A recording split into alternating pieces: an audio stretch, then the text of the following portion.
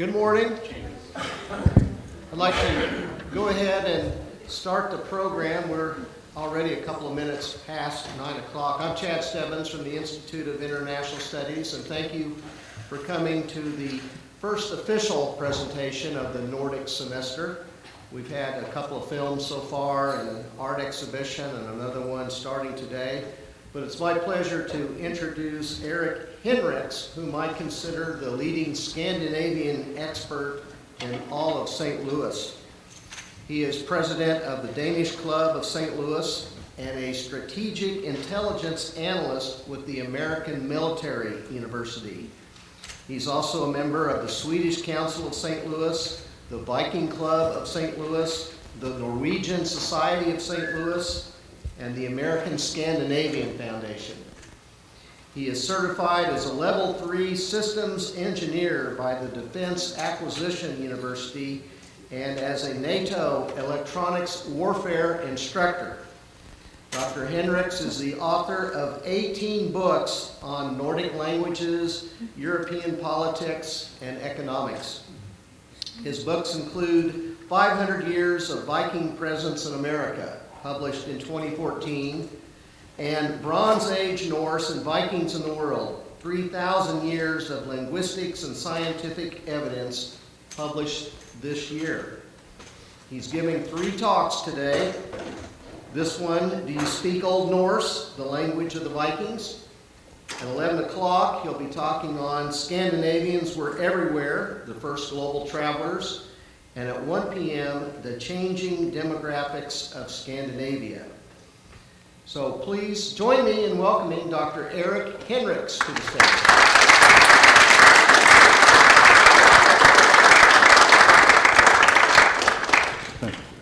Thank you. Now, does the system work? Can you hear me? Yes. I can't hear myself, so that's probably good. Okay, thank you for inviting me here. I'm glad to see of your interest here. We have a number of clubs, and we've given presentations like this in St. Louis area at the Wednesday Club and several of the universities and so forth. And I don't know if you mentioned the Norwegian Society of St. Louis too. They're one of our... I combine my interest in science and technology with linguistics. I started out in linguistics at Washington University a long time ago, in French, Russian, and German. And I figured out after about 2 years, I probably wouldn't get a job, okay? There wasn't a great demand then, and so, but this is the great love of my life, linguistics and language. So I got very pragmatic about it and got an engineering degree in addition.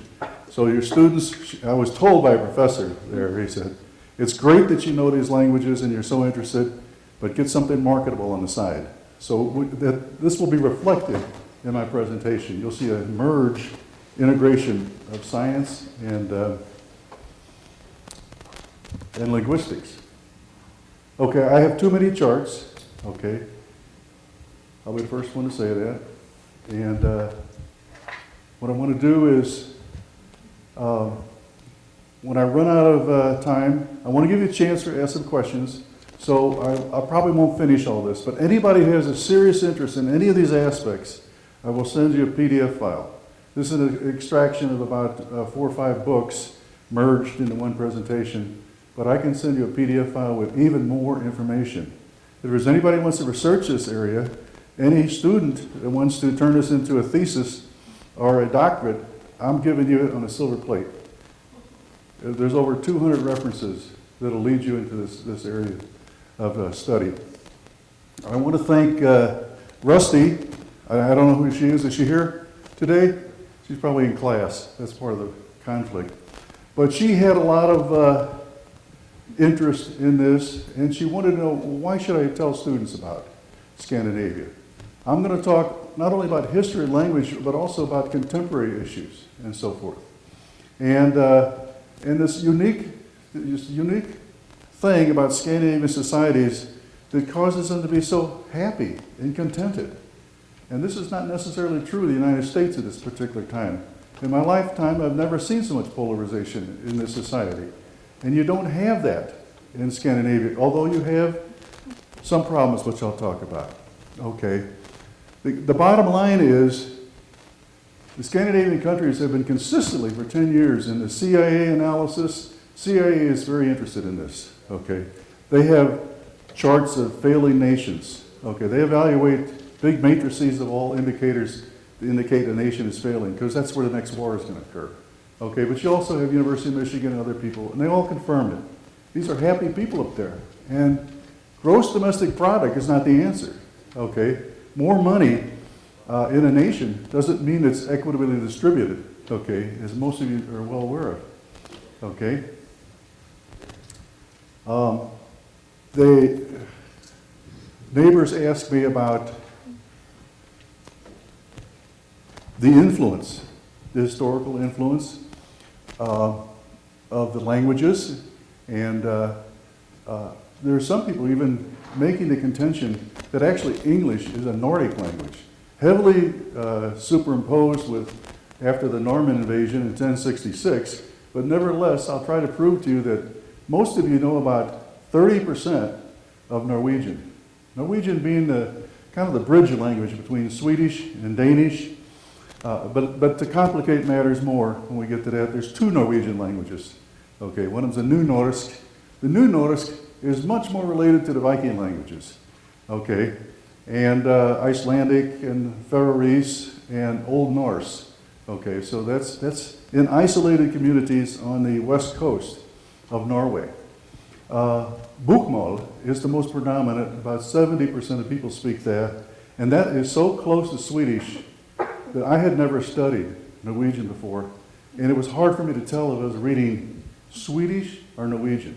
About every 20th word was different, okay?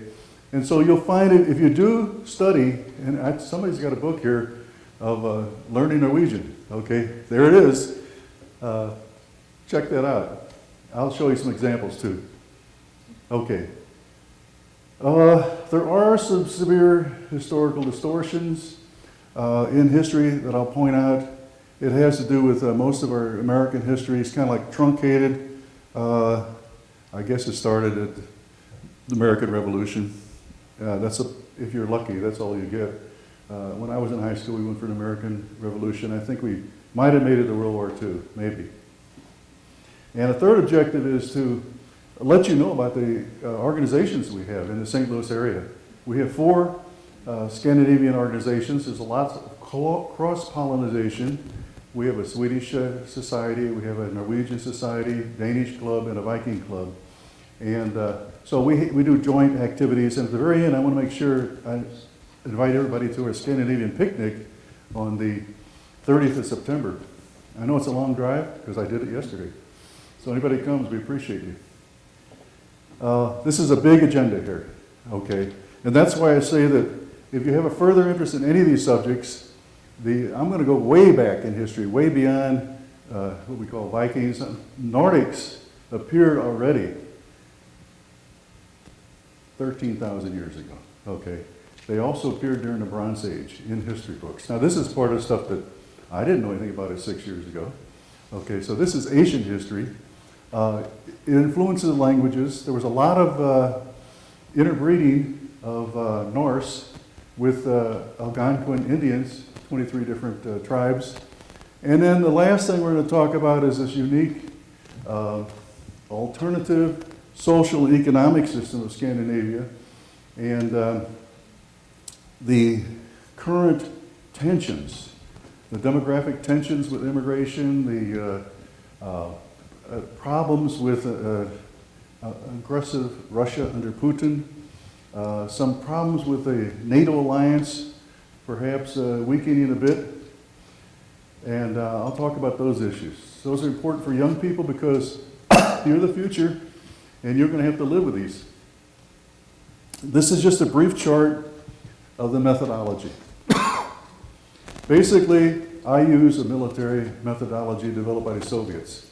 Okay, they don't just look at one aspect of a conflict, you know, like military, economic, but they consider all these factors and more. Propaganda is part of it, espionage, they're very good at espionage, very good at cyber hacking. By the way, we're better and 120 nations in the world are hacking into each other's computers, because that was my livelihood for 40 years. I know about that stuff. Okay, but anyway, this is called the correlation of forces. Well, basically what I'm talking about, this is a multidisciplinary study. It's not a study in one department, little esoteric group studying Faroese language and history, or DNA in some isolated group. You integrate all these disciplines together to get a better picture. Okay, when you're talking about discovery of America, we're talking about Futhark, which is the rune script, Ogam, petroglyphs, things that were carved on rocks in the Bronze Age by Nordic peoples. Okay, Ogam. Ogam is the language of the Irish, who, by the way, were here long before the Vikings, 100 or 200 years before at least. Okay, and they've left some of their script too, the Ogam. DNA, carbon, these are scientific technologies. The sagas are very rich. When I went to Iceland, I was astounded because I thought there was only about 4 or 5 documents of these Icelandic sagas. They got about 800. Very prolific literature. And people thought it was all mythology. I can show you some examples. There's elements of mythology, but it turns out it's also history. Okay? And I'll get into that. That's very important. And then, of course, any type of archaeological artifacts. But anyway, this is a methodology to study Scandinavia. I can't call it history. It's studied in totality. Okay? A multidisciplinary study. Now, in the business world, they do the same thing. If you got any business majors here, that's the most popular degree in America, by the way, so I always throw this chart in. But it's a similar thing, you know. You look at culture, you look at business, economic situations before you make a purchase decision. At the American Military University, they have an online degree which develops this methodology even more. And they call it business intelligence or competitive intelligence. Okay, it's the same methodology that the National Security Agency and the CIA are using, Defense Intelligence Agency. It's the same methodology. Okay, but in business, the most successful business people are pretty good at intel, is the way I would summarize it. Okay?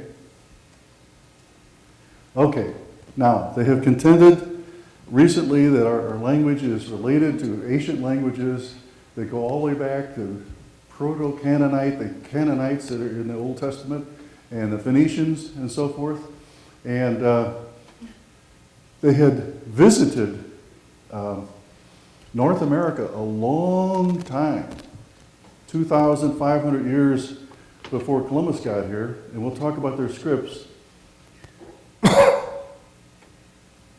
There was the argument that from Siberia that the Native American Indians originated in Siberia, but recent DNA analysis and other analysis have shown that the Celts, basically these are the Irish, settled alongside well before the Vikings did in South Carolina, North Carolina, and this is where they found some of those Ogam scripts. Okay, when I was at Oxford in 2015, and in their museum there, they had some Ogam scripts there. The curator there didn't even know what they were. Okay, they were kind of like hidden under a table. I said, wait, these are valuable historical clues. This predates the Viking runestones, okay?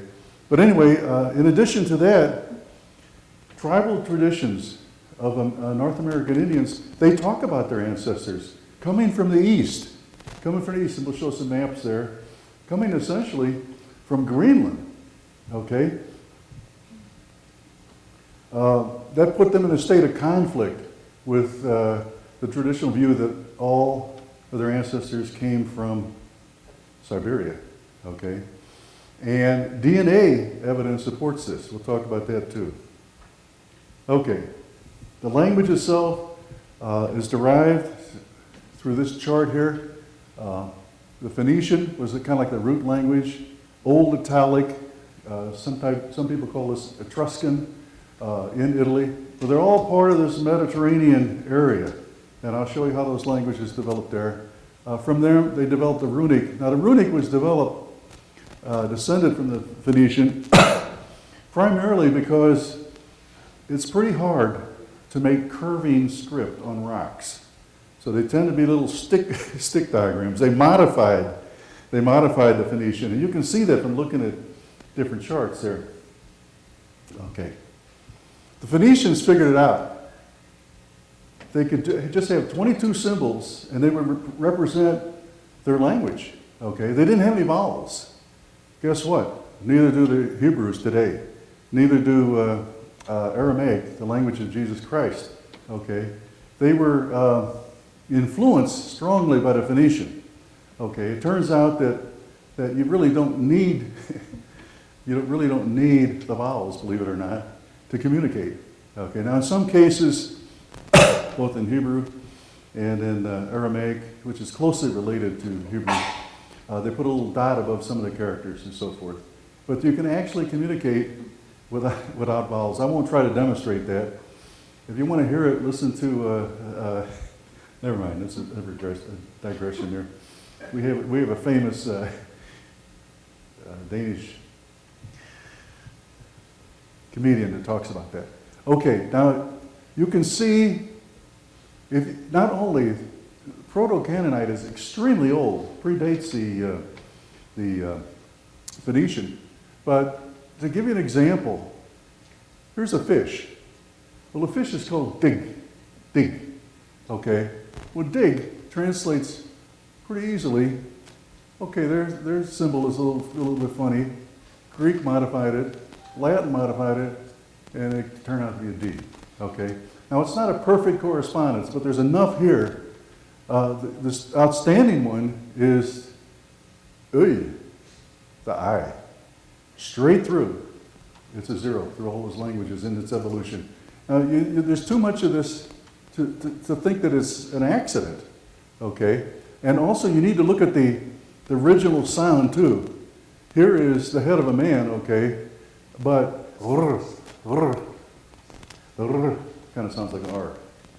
Okay, so these languages, there's not a perfect correspondence, but then the rune script, and there's about 17 varieties of rune script that make it more complex because you had different Scandinavian nations. And by the way, Scandinavia is not a country. It's very varied group of countries. Okay, I'll try to point that out too. Okay, how did these Phoenicians pull this off? Well, for one thing, they were fabulous sailors, well before the Vikings, well before the Norse, okay.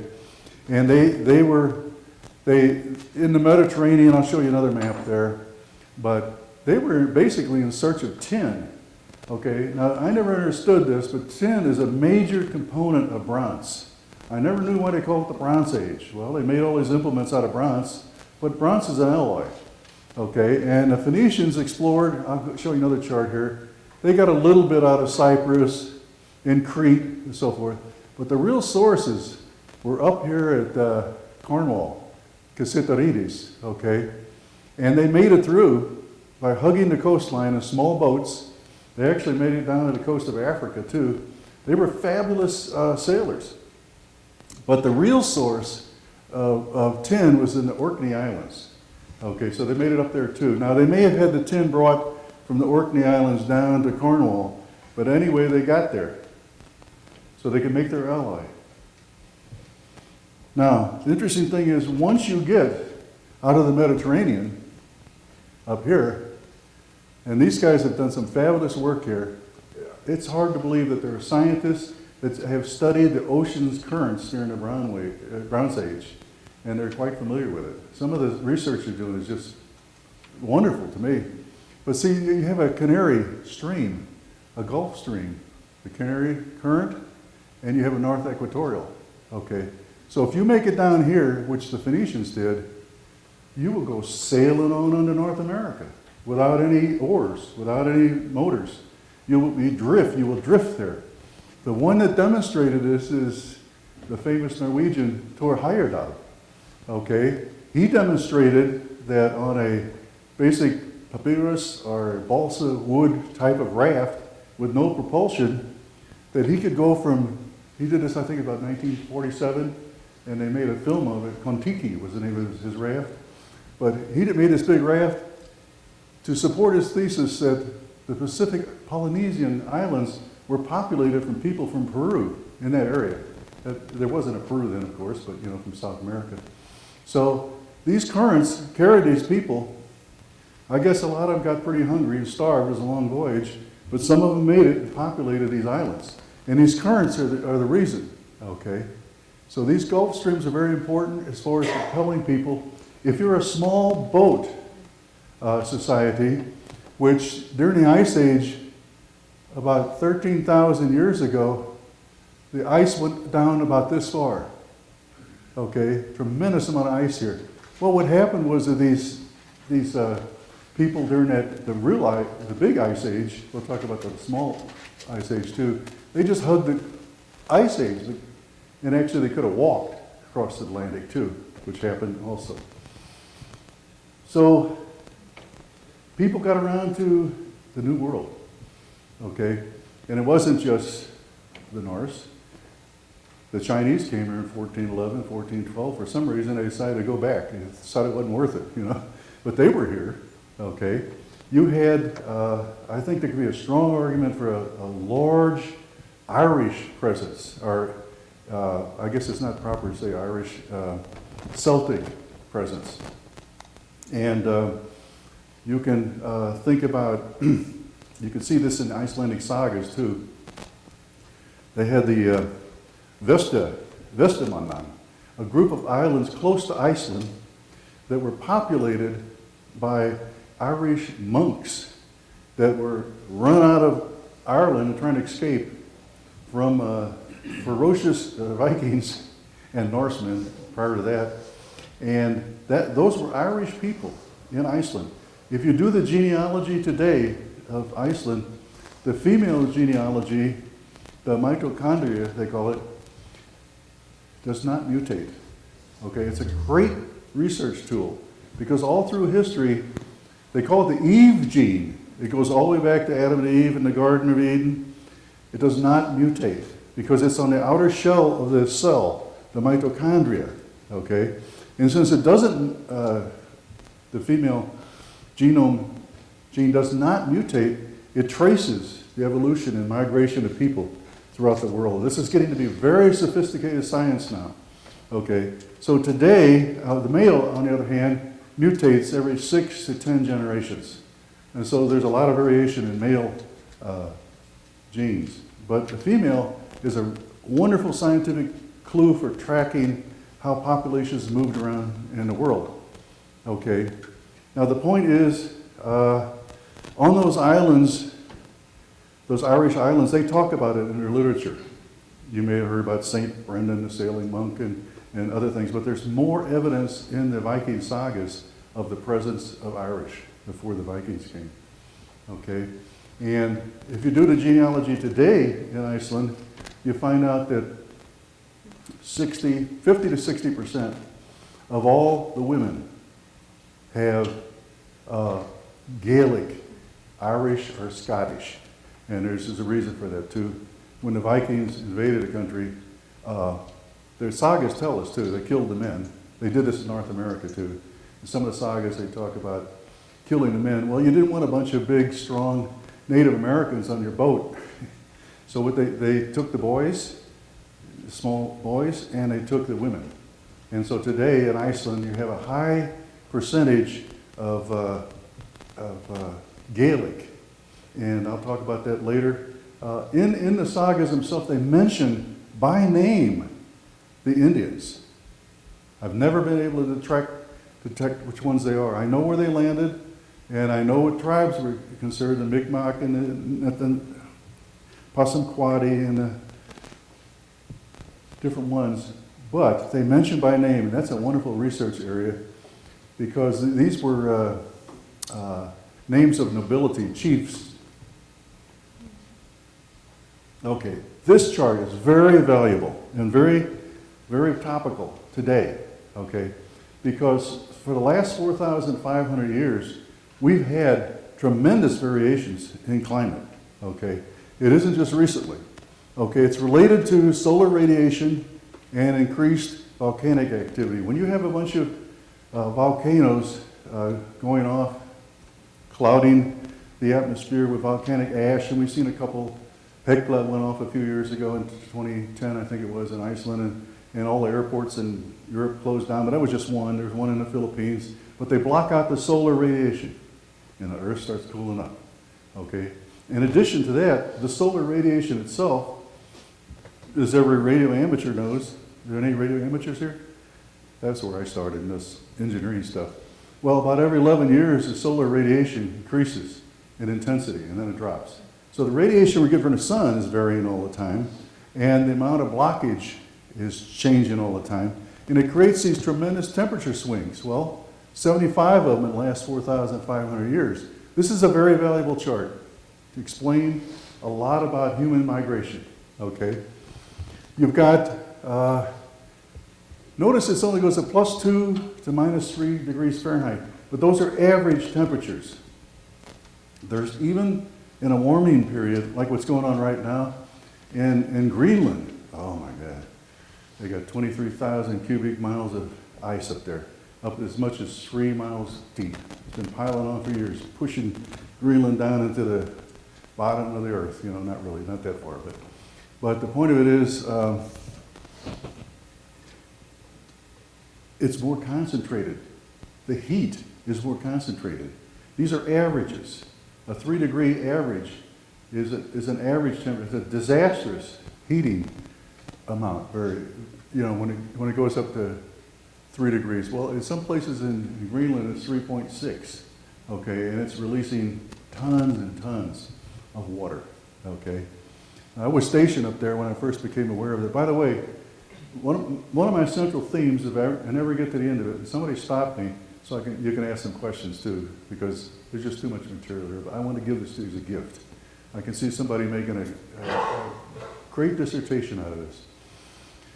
But anyway, it has to do with the salt content below in Greenland. And they have measured, they do bores. The Danes are in Greenland, scientific institutions, and they have bored down a couple miles into the ice pack. And they can tell by oxygen content and carbon dioxide content, they can get all this data, okay? So what happens here, we're going to talk about this area here, the time of great migration. There's a whole lot of interruptions there. This is the area we're going to talk about as far as the Bronze Age Nordics come into North America, okay?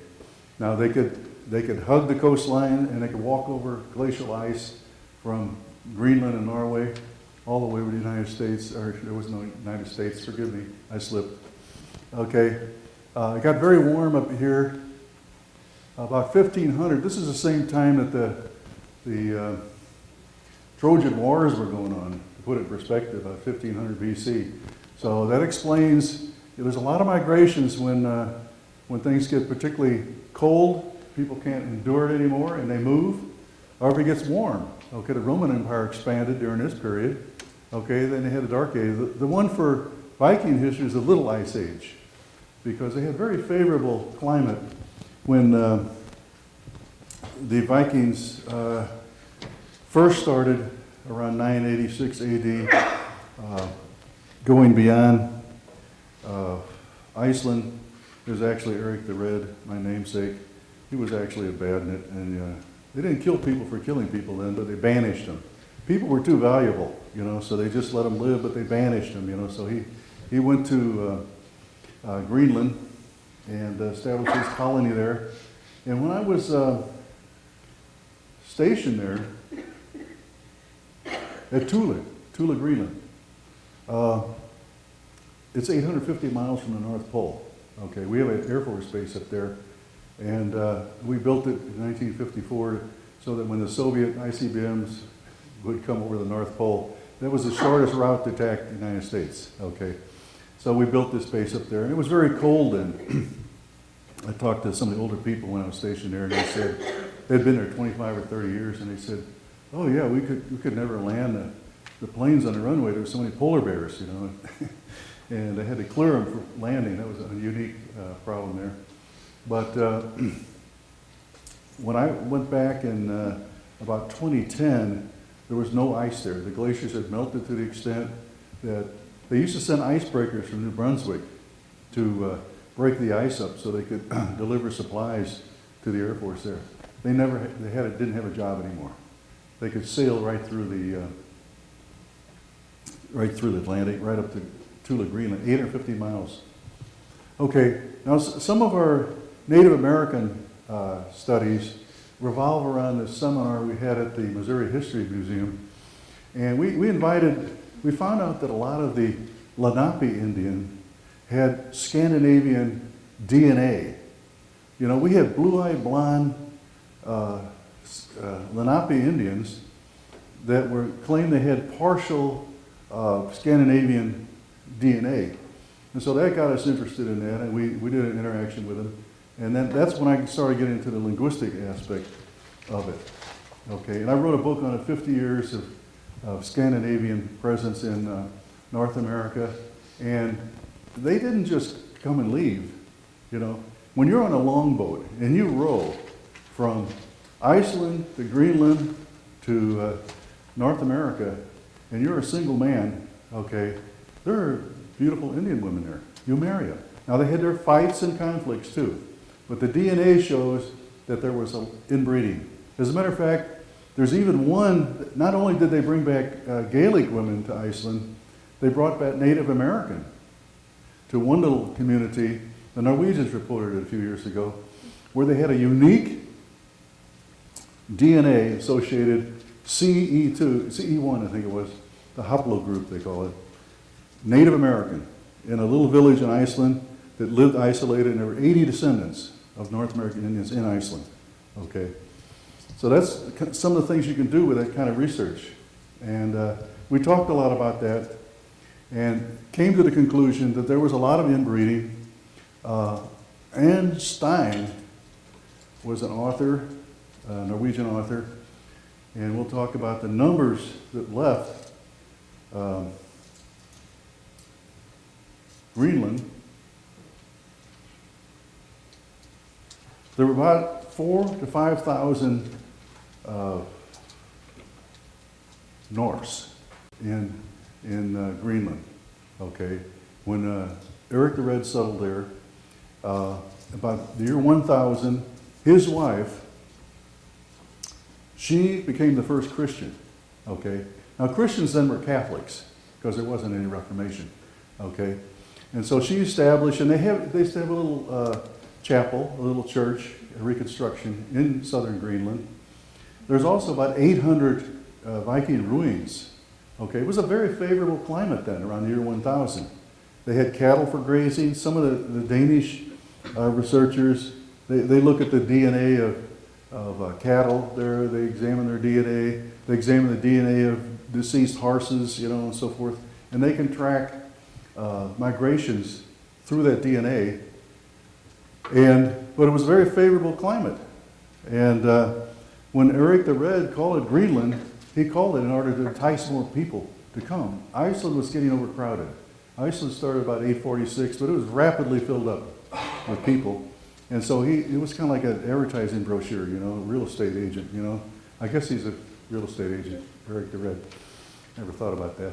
But anyway, his wife became Christian, okay. This is all recorded in the sagas in quite a bit of detail. And so his wife essentially didn't want to have anything to do with him anymore because he was still a pagan. He never converted to Christianity, apparently, according to the sagas. And so she didn't sleep with him anymore. Okay. Now this is all recorded in the sagas. This is a Viking soap opera, right? And anyway, but she established Christianity. Not only that, we'll talk about a very interesting woman, a Viking woman here, Gudrid, and what she did to spread the news. Okay. But let's talk a little bit about the origins of Indo-European languages, because that's always been a great mystery to linguists, you know. I can remember when I was a little 15-year-old kid, I got interested in languages early. because my sister was interested, and she would study Japanese, and she had a brown belt, and she would hit me in a part of my body in Japanese. And I didn't have time, I learned it fast, rapidly. So, but I got this magazine called Quinto Lingo, and it talked about the Basque language. It was so different from Spanish. And you can see they got a lot of tension now in Baskenland and in Spain right now, one in succession. It is totally different. And at that time, they said, well, it came from around Pakistan. Well, that's not too far from the truth. The Indo-European languages, according to present analysis, they came from this area, Yamanaya, okay? This is where it began, okay? This is recent research within the last year or two. And they went as far as China.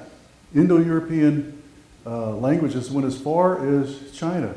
And I was stationed at Diyarbakir, which is an ancient city in Turkey, okay? And that's where the Turks and the Kurds are battling each other. It's a real problem for us in NATO, because none of the people in the Air Force Base would leave. It was too dangerous, because the Kurds saw us as supporting the Turks, since the Turks are in NATO. So they basically spent a year in isolation at that base. But I, being a brave and somewhat naive soul, I ventured out, okay? But then I was a young boy, said, you're going to get killed in this neighborhood. You don't look like us, and they don't like you. And he said, but I can take you to safe places. And he took me to some very interesting places. But he said, our language, the Kurdish language, is Indo-European. Turkish is a Mongolian language, you know. His language, he said, was closely related to German and French. It's the first time I heard that, okay? So that supports further, this is Turkey over here.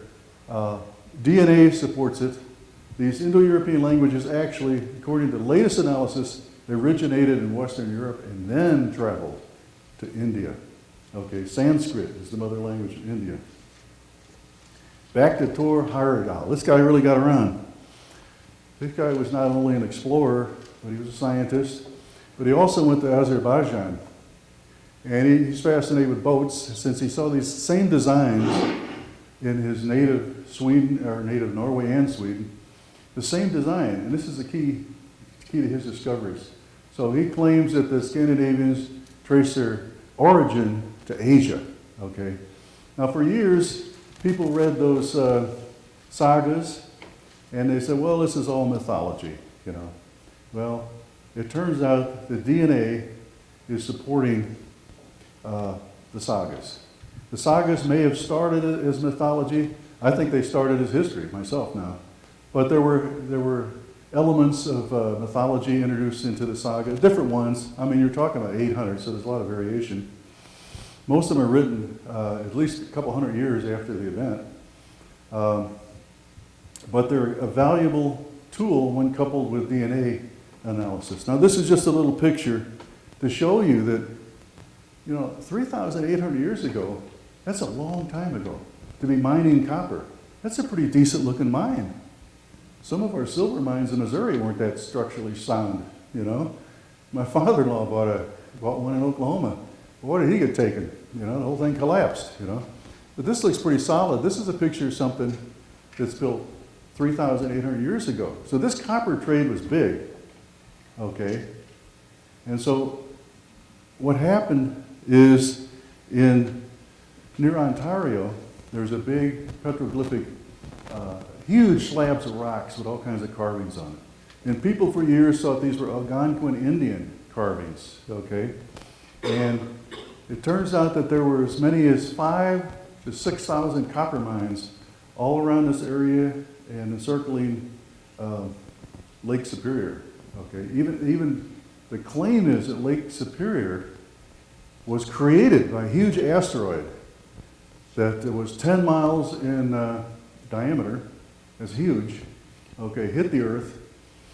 It deposited the purest copper ever known, because as it went through the atmosphere, it burned off all the impurities. And so they mined this stuff back in the Bronze Age. Okay, they, meaning the Phoenicians I'm talking about and others that came from the Middle East, okay, plus the Norse. And the Norseman that came was Woden Litti, okay. He came up there. Now, he left some very interesting carvings there. And Chad, are you going for the watch now? You've got about 5 minutes. I knew it. Listen, this is going to be so valuable to you when you see it in a PDF form for your researchers. There's a copy of the boats. Let's just end this one here with a comparison of these are the type of carvings they have in Tanum, Sweden, and Bohuslän. Okay, these are actual ones there, and these are the ones in Petersburg. Here's the boat again. Okay, that's actually very similar to the ones that Hoyerdal found in Azerbaijan. Okay, now look at this here. It's a little hard to see. You can see it up here too. This guy's got a helmet, pointed helmet, looks like horns. Okay, I got criticized for my first book I wrote because the publisher did a fictional picture of a Viking with horns on it, which is, that's not the way they really looked there during the Viking Age. But back here in the Bronze Age, this one here looks like he's got horns. You see they got that, or he's got 2 heads. Okay, so you decide yourself. But the point of it is, there's a great similarity in these boats, okay? And I went over a few slides that showed you the construction of Danish boats, and, okay. The Danes really like to build boats, They like to build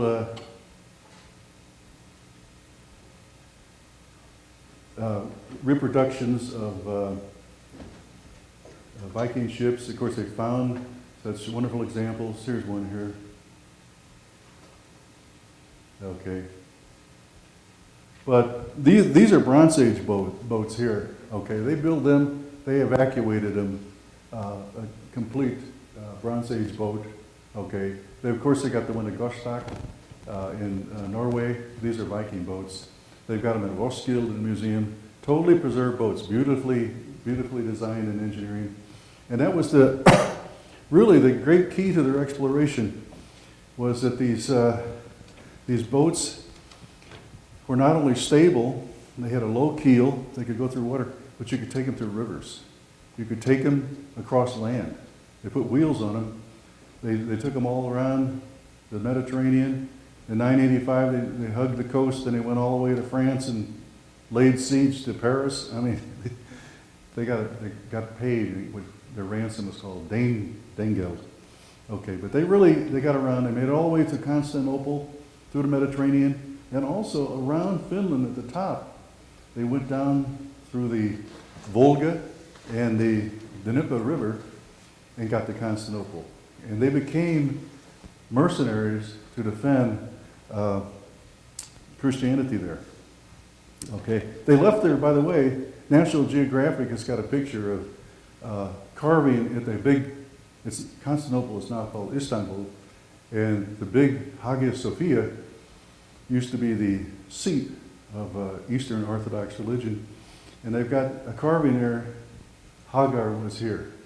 We used to say in my generation, Kilroy was here. Well, he did it in runic script in the Hagia Sophia.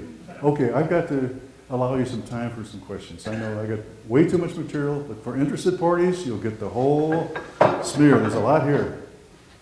And if I give you the book thing, if you're a researcher, I have over 200 pages in a book and 211 references. And this will be a wonderful gift to you. I'm no longer researching this quite as intensely because I'm more worried about World War III. A little bit pessimistic, okay. So I think that needs further research, and a lot of it we'll talk about that. There's a chance not only for the Ukraine and Syria, but also the Arctic to be a central focus of that conflict. So, questions, anybody?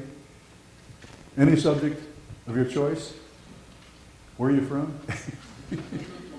Yes? So you said you were going to get us some information that we could take home or something? What I'll do is, I've got your email address. I can condense this into a PDF file, less than 25 megabytes.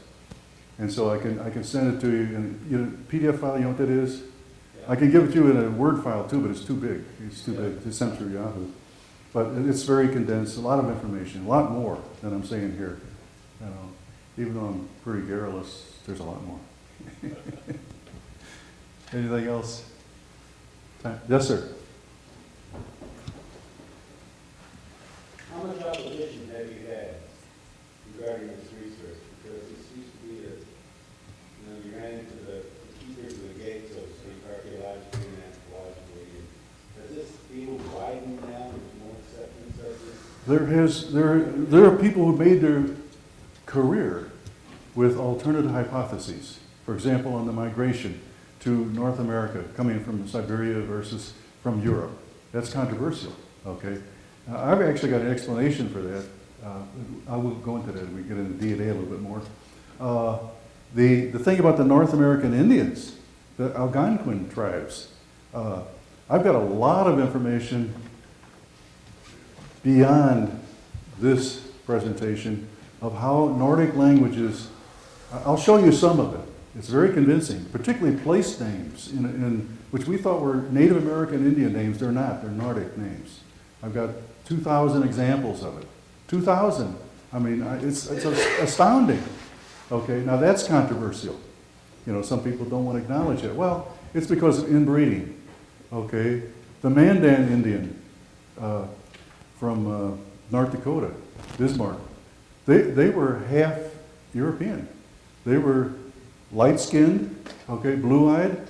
They formed their villages in the mid-19th century, just like European communities, with streets. And, it wasn't, they were an agrarian society, and their language, Mandan, by the way, many of the languages, Native American languages, are being revived now. Because of the internet, you can find these isolated speakers that are interested, and whereas you only had one or two, there's a junior college up in Bismarck that's reviving the Mandan language, and that's going to be a valuable clue, because they're very closely related to the Nordics. They were pushed all the way out from the East Coast through Ohio, and then they wound up there. Okay. Yes, there's people made their careers with other hypotheses. You're right. At one time they said the Earth was flat. But we have tools now that we never had before. We have powerful tools. I don't even have time to mention all of the scientific tools. Satellite archaeology is another one. We didn't have that a few years ago. You can beam the Earth with a satellite. I used to be a satellite engineer, and at different light frequencies, you could detect the foundations of entire villages. Some of these villages are covered with 10 or 20 feet of soil. Okay. Another one is the landmass between England and the continent. It was at one time they were connected. Okay, that's what happens when ice melts. It floods things out. It's called Doggerland. I found out about that from studying Scandinavian music. The sailors used to always sing about sailing over Doggerland. They call it the bank of Doggerland. But then the scientists went down there years later, and they found that there was a prehistoric society that was agrarian. They found their tools, implements, and everything under the water. Okay, and that's a result of satellite archaeology, if you will. Okay, that's another powerful tool. You do a lot with satellites. I'll tell you a whole lot more if you want to get into that. Okay, any other questions? We need to take a little break. Yes. The Kensington runestone was thought to be a bizarre finding, but it probably was related then to travel across Canada and travel down the rivers into Minnesota? There's no question. Parts of Minnesota were flooded. Okay. Some people say as far down as to Oklahoma. Okay. Well, there is a runestone in Oklahoma too. There's Heavener Park. Yes. Has got some. The expert on that is Dr. Hinrichs Williams from Uppsala University. He came over here and evaluated several North American runestones and some on the East Coast. And his conclusion on Kensington, this is in violent debate too. He says that it is not from the Vikings around the year 1000 or thereafter, but it is of Scandinavian descent and prior to the 19th century when it was found. Okay, and the argument there is there was a large group of Norwegians that came in 1362, I believe it was. And that's what the stone says. They were murdered by the North American Indians there. The stone describes that and everything. And so he's left that open. That's the probable hypothesis, which actually supports what I'm saying, that there was an interaction. The Vikings didn't come and leave forever. These people explored the whole world. You think people that knew about a better life are going to leave and never come back? In 1347, the Catholic Chronicles, the Vatican, has got fabulous records on this, by the way. Columbus knew all about this too. We'll get into that too. He had all these records, maps and everything. But in 1347, they were bringing wood back from Labrador to Greenland and Iceland. Okay, wasn't easy sailing, but it was done. This is chronicled. What the Vatican knows is incredible, and knowledge is power. Okay, talk about controversy. I can tell you something about the Vatican too. Any Catholics here? Anyway, fascinating history. Any other questions? Yes, sir. Was the Vikings primarily agrarian culture for about 2,500 years ago? They always were, okay. They always were until they got to the point of overpopulation. You know, they overpopulated Iceland, and then they had to go out and also Norway, and there wasn't much agrarian land in Norway, as you know. Beautiful country, fabulous country, but not a whole lot of arable land, okay. And that's when they started the Viking raids in 793 at Lindisfarne. That's the most, they raided a monastery there, undefended monastery. That went on, but everywhere they settled, they definitely settled, okay? And they were basically forming a community. The vast majority of them were, okay? That's all the records show. So the image that we have of them as being an aggressive, attacking population is largely modern myth. If Hollywood is your source, be cautious, okay? There's so much good history, and really good knowledge. I'll talk some more about that. Questions? Break time? We need a break, right? Okay. I'm starting to sound like an auctioneer here.